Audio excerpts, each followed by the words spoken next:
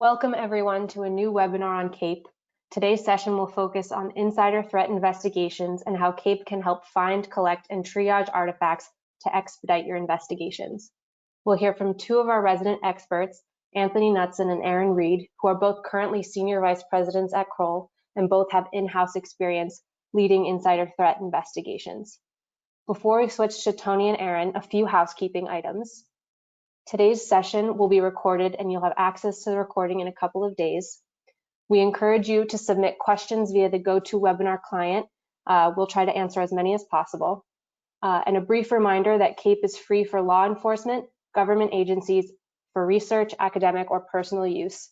If you're using KAPE in a paid engagement or on a third-party network, an enterprise license is required. Licenses are available at kroll.com/KAPE. Finally, if you are interested in learning more about KAPE and securing your certification, we have two upcoming live virtual sessions. These are small group sessions with ready access to Kroll experts. With that, I'll pass it to Aaron and Tony to kick off the presentation. Greetings, everyone. My name is Tony Knutson. I'm joined by Aaron Read. We are here to present a great tool that can be used for insider threat inside of your companies or inside of your engagements. So what we're going to talk about today is kind of what insider threat investigations are. We'll go over the collection efficiencies and why KAPE is so great for those. We'll go over the analysis efficiencies, how to make that get a little bit faster so you can get those reports ready to go to either your client or for your own analysis. And then we'll go over a couple of the case studies that both Aaron and myself have gone through with our own experiences to try to help give you a little bit of use cases going forward with your leadership to hopefully get this implemented inside of your environments. Hannah, next slide. So which incidents have significantly affected your organization in the last year? This is provided through Kroll, through a survey that we have. When we look at this, this is what we're seeing from clients tell us that they're seeing within their organizations. Ones that stand out to us are fraud by internal parties, IP theft, and bribery and corruption. When we see these, you may be typically thinking maybe a little bit more on the white collar side, but when we look at where data now resides on electronic media, it is starting to become more of a aspect that we're going to get involved in for a collection process so we can determine what is happening to that data, to those decision makers, so the proper assessment can happen. And the next slide. So insider threat investigations and why does it matter? So when we look at insider threat, there's two different ways to look at it. You've got intentional and unintentional. Intentional is pretty self-explanatory. That is somebody who's actually hitting your network and trying to get your data. Unintentional may be something that you're not looking for that you should be. And those are usually your employees who accidentally click on a phishing campaign that gets a intrusion into your network. Or it could be somebody who is getting leveraged by a nation state to do something against your network to get your proprietary data. A lot of that is going to be defined on your management and your policies that you have internally already. If you don't know if you have any of that, I would strongly suggest that you reach out to your leadership and your business partners to see if that is something that you do have, and if not, if that's something that you need to define. There are an absolutely plethora of scenarios that can go inside of this. This is not just a cyber incident. This is something that you could see things like compliance, you could see employment law, you could see your HR individuals, things that typically kind of fall outside of what we would traditionally look at from a incident response could have a buy-in when it comes to this. When we look at these as well, you're looking for time of is the essence. If it happened, you need to figure out exactly what happened, and you need to move very, very quickly on that in order to provide that data back to the company before it goes at risk. Think of it just like if you were getting an unauthorized access into your network. What are you doing after those steps? After you've contained it, you need to go figure out what else happened with that data so you can provide that information to the decision maker so they can figure out either one, how to get it back, or two, what legal ramifications need to happen inside of there. We're also going to be looking at things like exigent circumstances, things like non-disclosure agreements, non-competes, non-solicitations, people leaving the country, etc. Those are aspects where you may need to move very, very quickly to get data. And this is where KAPE is really going to come in handy, because what it's going to do is give you a very strong ROI, or return on investment. The quicker you can do these, the more investigations you can do, the happier your leadership is obviously going to be when it comes to that. Hannah, next slide. And with that, I'll turn it over to Aaron, and we'll get kicked off. Yeah, thank you, Tony. So I want to talk through some of the collection efficiencies that you can gain through KAPE, right? So as Tony mentioned, KAPE can be used as a collection and analysis tool. So we'll cover both aspects, both from how it can make your life easier and how it can just be another tool in your toolkit, whether that's your go-to everyday tool or useful in certain scenarios. The real power behind KAPE, if you're not familiar with it, is its ability to collect key forensic artifacts in a matter of minutes, really. And I say that because it's a tool we use day in and day out for our own collections in a number of matters. And really, it can be used in a lot of different scenarios. We find it useful in remote or automated collections. So for example, we were able to use this through our responder product and some of our long-term monitoring for our own investigations.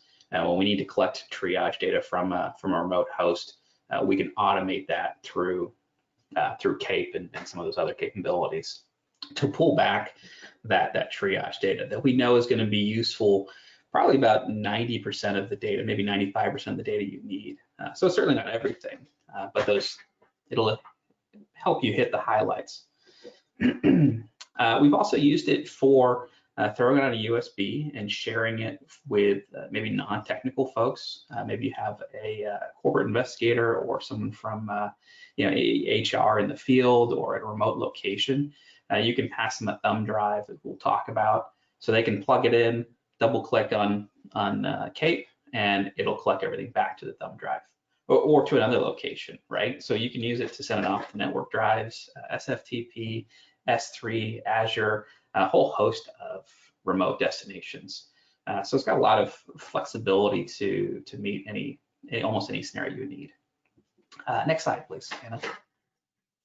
So I'm not going to go through every single one of these. I wanted to put this in here so you have some reference for later. But when we talk about what is that 95% of what you need, we'll talk about how flexible and extensible KAPE is. You can create your own targets, but the basic targets come preloaded with most everything you need: event logs, a file system, different artifacts focused around evidence of execution. Next slide has a couple more that I'll just touch on real quickly. Some more fun things like SRUM database, scheduled tasks, registry. Again, as you're looking through this list, you're thinking about all those things that you commonly go to on almost every investigation. And like I said, this is just the kind of the default basic target.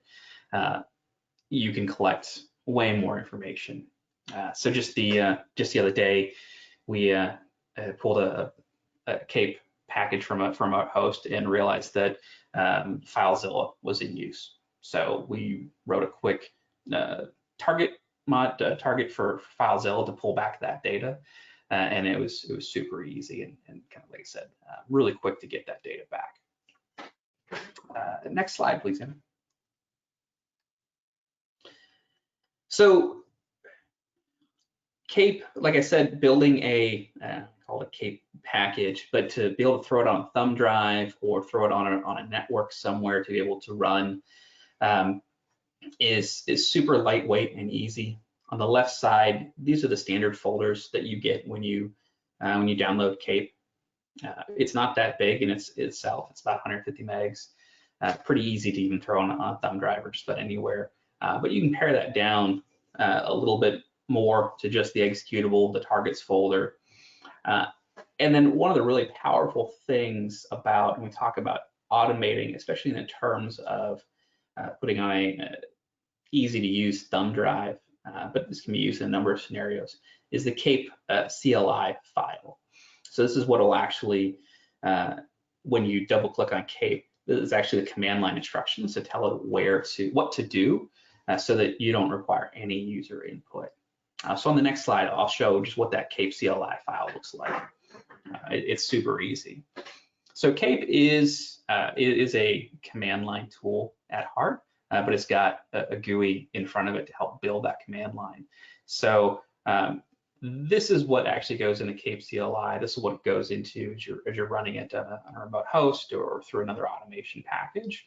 But you can build this all in the GUI if that's a little more convenient, especially as you're kind of scrolling through targets and modules and going, oh yeah, that's right, that flush option is important. I may or may not want to include that.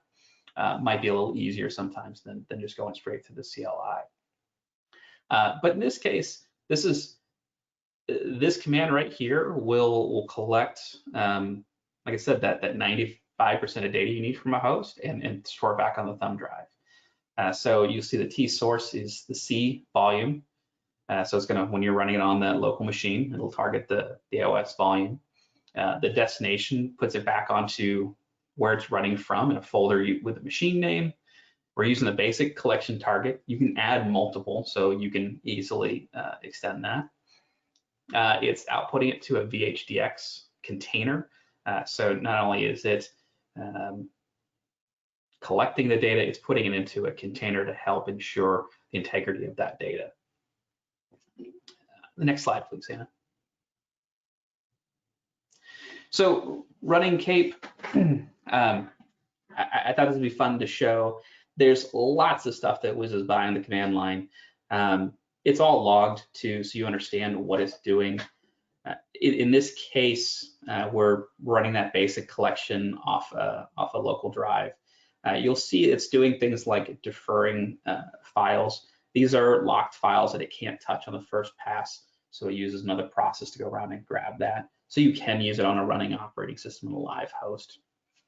Hannah, if you can advance real quick and just a screenshot of when it's done. You see, in this case, it copied about 1,000 files. It deduplicates, so it's not wasting time or space. So it knows what it needs to grab. In this case, it took 274 or 275 seconds, grabbed about 2.5 gigs of data. So this is from a live, real daily use computer. So you see that really the amount of data that we're really interested in most investigations is a really small subset of the actual drive. So as opposed to being concerned about having to image a couple hundred gigs or larger of a drive, maybe over the network or on a remote host, we've now pulled back that 2.5 gigs of the most relevant information. Next slide, please. So this is really cool. This is an option I wish I'd had. I've been in consulting in the DFIR world for a number of years, and the cloud is a scary thing for some people, and that's okay, right? It's all based on your policies and how you protect data. A lot of times I've had to use this feature on very obscure or kind of weird collections. And I've had to do it manually. So the fact that was before KAPE, the fact that KAPE can do this for us is great. So one of the things I want to highlight is, again, in that efficiency, is if someone is overseas with that thumb drive that you sent them running KAPE, you can have it automatically transferred back to your own SFTP server or other storage provider. In fact, in the latest update, I know we just added a whole host of other features that didn't quite make it into this presentation, or other storage locations. So it's not just S3 or Azure. But you can even write it back to a network share. You can write it back to the USB. you have a lot of options to handle the data how you want and need to. Next slide, please. Great. We'll turn it back over to Tony to talk about some analysis efficiencies. Thanks, Aaron. Yep. So when we're looking at analysis, Aaron went over how to actually get all the data. Now there's another side of KAPE, which is the module side, which is designed to actually do the processing. The thing that makes it easy for you or for whoever to actually read what all that data is actually doing so you can actually make the interpretation. To me, this is where KAPE shines incredibly because of one, how fast it is and because of how robust it is. So when we're looking at it, a module is the actual processing, right? So it's grouped by categories. So you can do things as far as I only care about file system, or I only need to go get file and folder access for this system. This is what allows you to do that. And it's all been tailored already, predetermined for things that you could use, but like anything else, you can actually create your own for this based on whatever your investigation requires. Where you're going to see that is, say you have specialized scripts internally to your industry or into your company, you would be able to run those using KAPE in an automated fashion. So you could actually process multiple systems using that without really having to do too much heavy lifting. Next slide, please. So when we're creating a module, here's where the benefits of KAPE are really going to come in. It's open source. Everything about this tool is all out on GitHub. You know, Eric Zimmerman has done a fantastic job of making sure that the community can do what the community wants to do with this tool. That in itself it's incredible. When you sit there and you think of some of the tools that are out there that do this, that actually require a license, like a very, very expensive license to do it. It's well documented. Eric has done a great job documenting it, as well as a lot of the people in the community who have found great ways to show how to use this tool. They've made sure to put that out there so anyone could learn how to do this. The modules are written in YAML, so it's a very minimal program language. It's not like you need to learn Perl or some of those other like very complex program languages to actually design your own module. It's frequently updated by the community as well. I've seen a lot of people who are in specific industries that they see that they need specific type of files. Maybe you need to pull .cad files, CAD files from systems to put them somewhere. This tool can do that. You just have to know how to write that tool. And YAML is a pretty easy programming language to do that through. It's internally created, so nothing has to be shared. So if you wanted to create something that only you could use or only your company could use, you could create that. You don't have to put it out on the internet for everybody else to have it. It can just be for you. You can see the result format for your needs. So you can, what do you want? Do you need XML? So you can put it into a ingestion like Splunk or Elasticsearch. Do you need it in CSV? Because that's what relativity will take. This allows you to kind of tailor that to how you want it to be. It also has, as Aaron has talked about, automation speed. Even through the module section, you will see a significant speed upgrade from using other tools that require a lot of heavy lifting to do what it does. Those tools are fantastic, but if you just need to get something quick and easy so it can be provided to your customer or to leadership, this tool can do it all for you very, very quickly. And we're creating that internal toolkit as well. I mean, you need to think about things like proprietary-based investigations. And when we get into the case studies, we'll talk about that a little bit with what we've seen in our experiences with those matters. But to touch base with this, you can think of it as this tool is not just a cyber incident response tool that's used to go pull, event logs and file system artifacts. If you see that your team is working maybe ESI or e-discovery, and you're looking to pull .docx files or .xlsx files, this tool can be tailored to pull all that information from a machine without having to specify it to maybe just a user's folder. So things to think about when you're looking at both the target and the module side of this. The biggest thing that I love about it is if it's command line, you can run it through this tool. So if you're using specific tools that are a command line function, you can write out that module and put it into KAPE, and it'll always be there for you. You'll never have to type it out ever again if you don't want to. Next slide, please.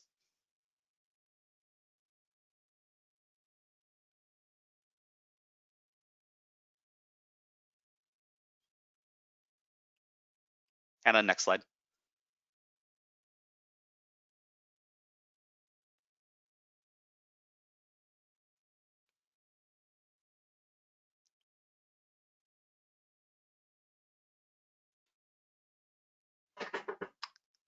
Great, thank you, Tony. I'll talk through some case studies. We've got three, I think, pretty quick case studies to share. Just really one of the goals to highlight some of the interesting modules in KAPE and how to use them quickly to get to a quick answer. So these are cases that Tony and I have run over the years, and yeah, which is kind of interesting. A couple different scenarios that we want to hit on. So the first is around intellectual property theft. This is a scenario that I know Tony and I both, and many of you, I'm sure, have run into a number of times. In this scenario, we'll say a senior engineer left the company, created his own business with a competing product offering, and you're requested to figure out if he took something with them leading up to their departure. In this case, while in your environment you may have a whole host of data sources. Maybe you've got DLP, maybe you got something that's actually tracking the insertion of USB devices, which would be awesome. In this case, all we have is the laptop that they turned over when they left. So in this one, we'll look at how KAPE can go through USB devices, file folder access, and program execution. That's what we want to highlight here. So let's talk about USB devices on the next slide, please, Anna.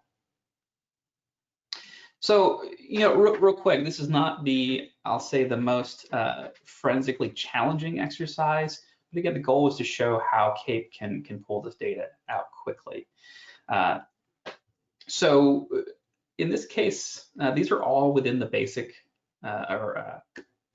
the standard target collection or target package within KAPE. So this first one is the registry module. This is using RE command, where it's just bashing out a bunch of registry information into a single CSV. So very quickly within Excel or Timeline Explorer, another great tool, would be coming down and filtering just by USB devices. In this case, we see that there were 2 USB devices. They were plugged in recently, going back to 2018. But we'll say that was within the week in this case that the individual left the company. It's 2 SanDisk Extremes with different serial numbers. So in this case, let's say that the individual turned in, he left his computer and he left a SanDisk USB. So we can quickly validate which one is that based on the unique identifier in the registry. You'll note that as we see a lot of times, though, that the timestamps on those keys don't really tell us a lot because of how Windows likes to update them. So we look to another source of information to determine what really happened or when it really happened. In this case, this is maybe a not too often used artifact that I like is the event logs. If it's being recorded, we can search through for the identifier for the USB and find that there were insert remove events that morning over the couple hours. So it looks like both USBs were inserted into the computer, probably looks like at the same time or within the same period, overlapping periods. So let's see what the question is, what did they do during that period? We'll talk about it on the next slide. Here we'll turn to shell bags. Again, this is using I think it's SBE command in KAPE to pull it out into a CSV. I've pared it down, for the display for the presentation. There's a lot of really good technical information this gets you into to help you understand, more information about shell bags. because like any other forensic artifact, right, there's information in shell bags that is helpful, can be misinterpreted also. So you have all the data at your fingertips to help parse that and understand it and do some more kind of testing research there. What I like about this module, this tool, is it does some of that work for you by breaking down the bag information and giving you that first and last interacted, which is a really good representation of what really happened. In this case, what's interesting, you see that we've got both a D and E drive, which we could track back in the registry to the two USBs. I just haven't done that here. And what we find here is that there was one USB with this a couple project folders on it. And then the second USB also has one of the projects on it. And if you look closely, the shell bags is actually telling us when the folders were created. And it looks like the shell bags, or these project folders on the E drive, the second USB, were created shortly after it's plugged in, which is likely indicative of files being copied from this USB or another source to the E drive. So that's interesting. In this case, the E drive, we're able to track back and determine that wasn't the device he plugged in. Sorry, that he turned over when he left the company. So this is data consistent with copying data and onto a device that doesn't appear to be in the company's possession. Highlight one other fun thing on the next slide, please, Hannah. Looking at program execution, again, this is in the context of what was going on in the days or hours leading up to an individual's departure. What were they doing? A lot of places to show this again in Windows. User assist is a fun one. So what I like is that this tool will read the information, parse it, convert the super encrypted ROT13, which is one of my favorite like decoder ring style encodings. I shouldn't call it encryption, and show us what actually happened. So what's interesting here, Notepad, fine, Edge, great. Install backup and sync. That was executed I think that same day around the time the USBs were attached. That's interesting. So that'd be something I'd want to look at. Looks like Eraser was downloaded and then executed, so likely installed. Again, that's something interesting. What were they doing? Were they getting rid of personal files? Of course, that's usually the context. But it's just, again, interesting context for information that KAPE can pull out for us very quickly. Next slide, please, Anna. So in the second example, this one's kind of falls in the category of exceeding authorized access. So in this scenario, your organization received an alert for an IT employee. It was emailing sensitive data outside the company. So this is through like an email DLP that hit on a rule. So the question is, where did the information come from? What are the materials? What was this person up to? So being an IT employee, they had access to other systems and resources. So it's a matter of figuring out where'd they go. Again, in this scenario, there are probably there may be a lot of things in your environment that you can use to track this down. Log sources, EDR, whatever that may be. In this case, we only had the individual's computer to look at. So the two things I want to highlight here were link files and parsing through the file system of the MFT. So the first thing that jumped out in the link files was interesting is, so this is using the LE command tool, and you can see that on this date, on this 6/6, the individual was accessing, looks like 3 different workstations. This meets the naming convention that the company uses for individual workstations. And it looks like they're actually, well, the link files are showing rather, that the individual's accessing certain documents and pictures from those computers. As we talk to the company, that's not within their normal or expected work routine. You see here some have tax information, employee details. It turns out this employee listing is actually what hit on our email alert. So we're able to track back exactly where it came from and when. And then just one other piece I want to highlight on the next page, or the next slide, excuse me.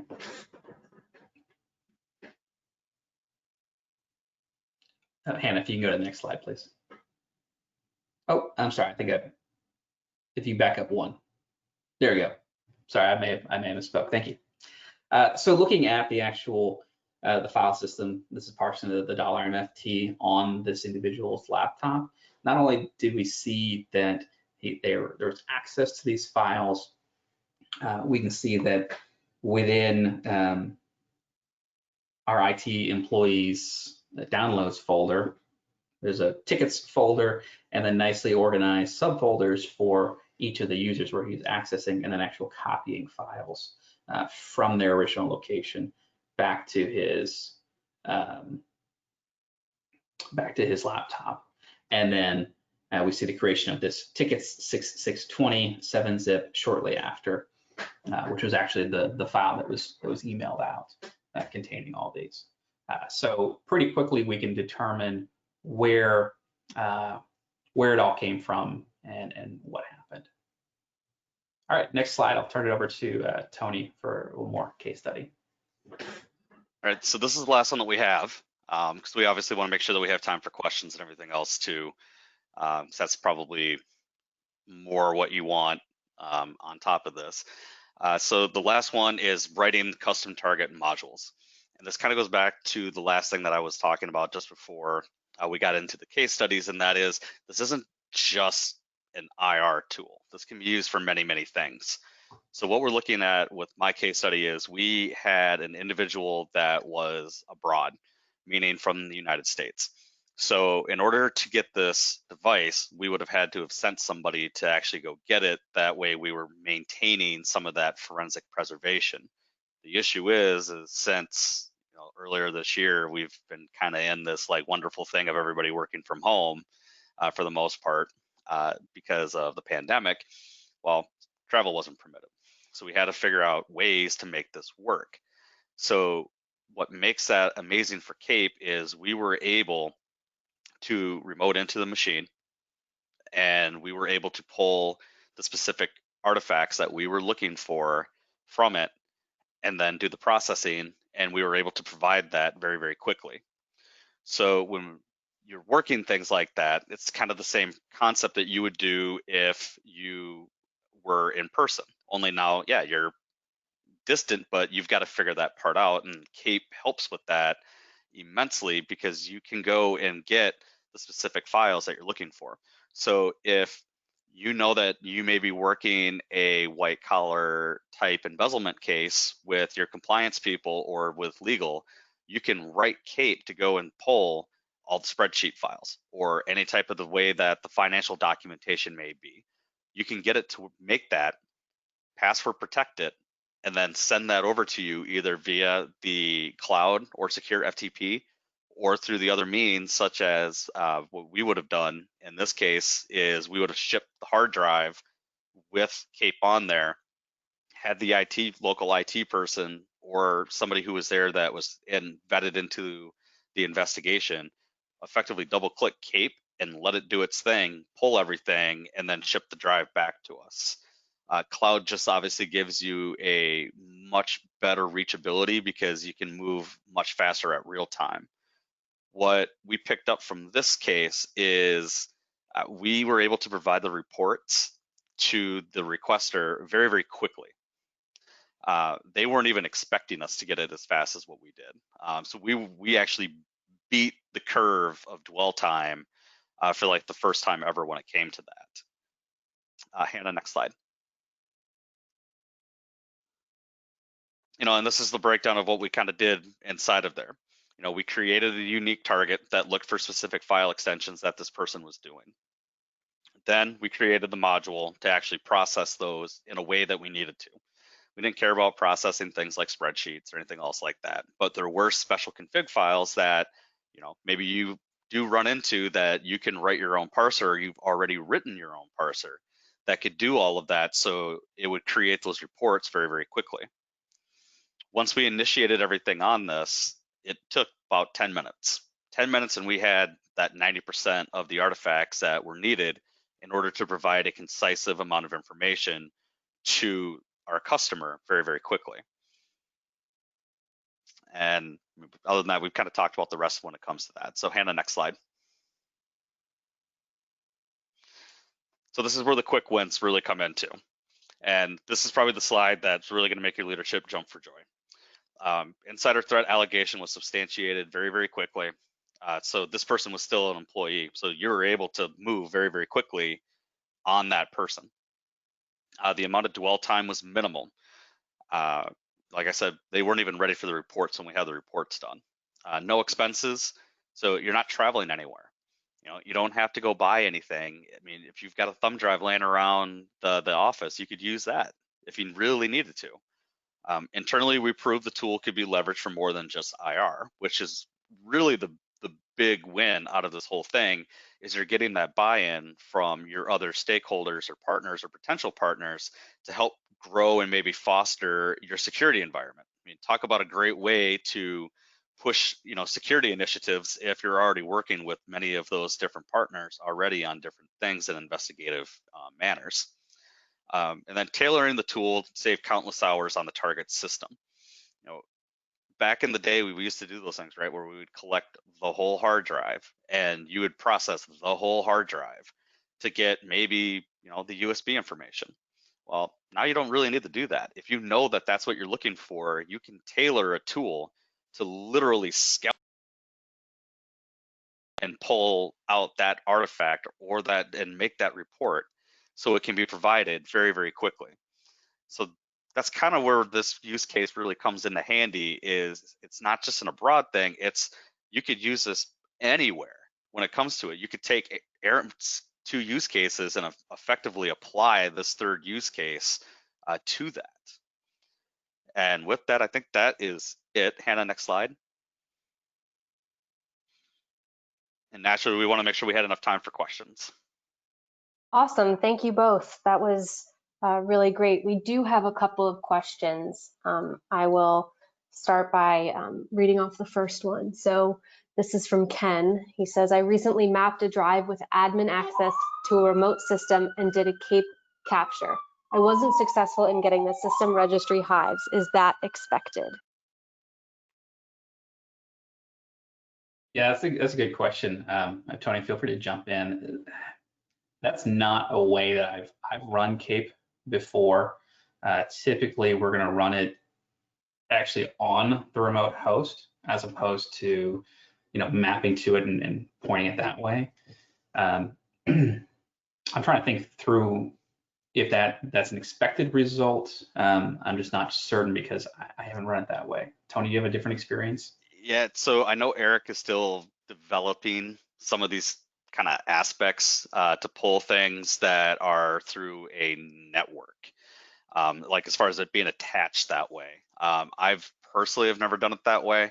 I've always had to use another forensic methodology to get onto the system to where you're actually getting the system itself, as opposed to just going and mounting and pulling it that way. But that would most likely, we would probably want to pose that one to Eric just to see what Eric would say, because that may be something that, as a feature request that he may not be considering either. Great. So another question, pulling a full forensic EDR scan using Digital Guardian from an endpoint, can you import the scan into KAPE? Yeah, great question. I haven't used Digital Guardian specifically, so I don't know what format it uses. But KAPE is looking at Well, you can look at the modules to see exactly where KAPE is looking. It's typically looking, you're pointing it at a folder containing subfolders. So if we're thinking about, we'll talk about, think about a mounted image. We take an EO1 or a VMDK or VHDX, whatever that may be. You actually need to mount it so that KAPE can point, you can point KAPE to that mounted drive letter. So if Digital Guardian has a format where you can mount it or extract it back into kind of its original format, then KAPE can use it. KAPE right now does not target any specific image or container formats, if that makes sense.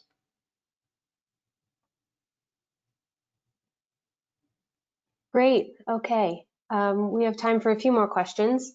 So is KAPE actually open source, or is it just the modules?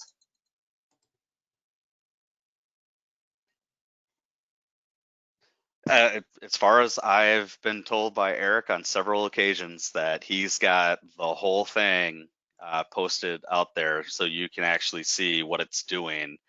That would still probably most likely have to fall on Eric's lap. I hate deferring to Eric when it comes to those kind of things, but since Eric is the creator, Eric knows where the license where it actually stands when it comes to that.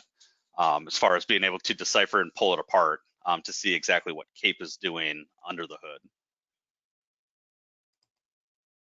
Great. And can you talk a little bit about remote collection?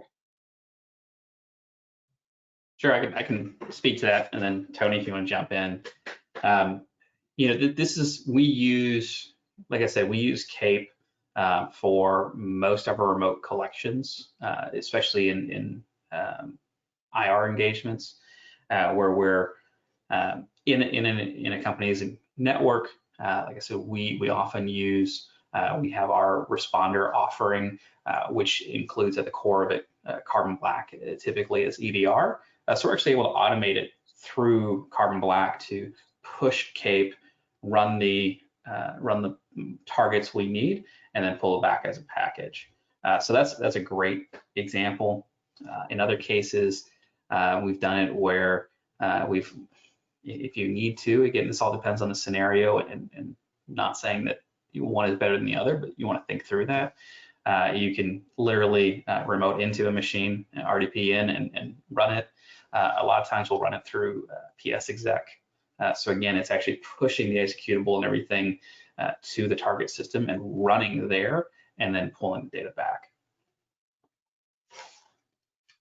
Yeah, and my experience with other tools has been with fResponse. Obviously, is a fantastic tool to be doing a lot of these things because of how it will mount that for you. And then there's another PowerShell framework that was developed called Power Response, which leverages PSExec and other RDP mechanisms to actually get you access to it. Fantastic tool. That's out on GitHub as well. Another aspect that you can look at if fResponse or some of those other tools are kind of out of the expense purview. Great, thank you. We'll take two more questions. So the next one is, does everything get staged locally?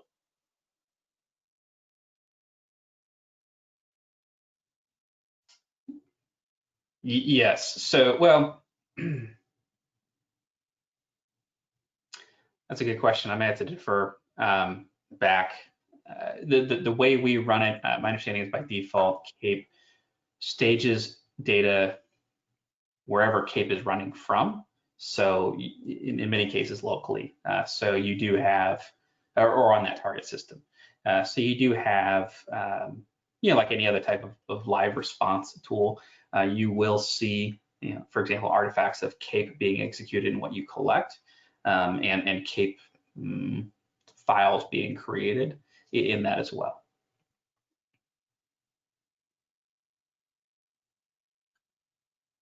All right, so last question. Does using KAPE maintain chain of custody in court? I have not heard of anybody in law enforcement having an issue with the tool. What the creator would tell you when it comes to it is just like anything in forensics. It's all about how you can articulate what you've done on the system. So if you're creating artifacts for KAPE, can you attribute that was done by you? Yeah, I mean, that's what your notes are for. That's what your report's for. From a chain of custody standpoint, I mean, it would have to go back inside of the LE's environment to see if they're having issues with that at all, if it's being contested inside of any courts. I have not heard of anything where it's being contested inside of court. It kind of goes back hand in hand, to be perfectly honest. If you are doing a on-site triage and you're using another tool that are out there that are being used to collect information from that system when you're interviewing, or if it is something that's a little bit more, is that defensible? For the most part, I mean, at least in my experience, when I was still kind of playing in that world, that I've never saw that get contested because of what it was doing, what it was pulling back, and it was articulated by whoever the lead investigator was or whoever was doing it. These are the steps that I did to pull it. I mean, from that aspect, I mean, all the chain is really there to do is just show integrity of the system from one place to the next, and where it was and who had it. So if you can still maintain that when it comes to it, I mean, I'm not sure I would ever see that get pulled any further than that. But if there's been examples of it, I would love to hear that, and I'm sure the community would love to hear that as well. Yeah, I'll just say I agree. Right, it's about the process, not specifically one tool or the other. And you know, I've had to speak, you know, in court about, you know, tools and processes I've used, and to me, I wouldn't be, well, as long as I understand how the tool is working, and I would have no concerns with it. Great. Well, that concludes our session. Thank you, Tony and Aaron, for a very informative webinar. Again, if anyone has questions, you can email kape@kroll.com. Thank you, everyone, for joining. Thank you, everyone. Thank you very much, everyone. Take care.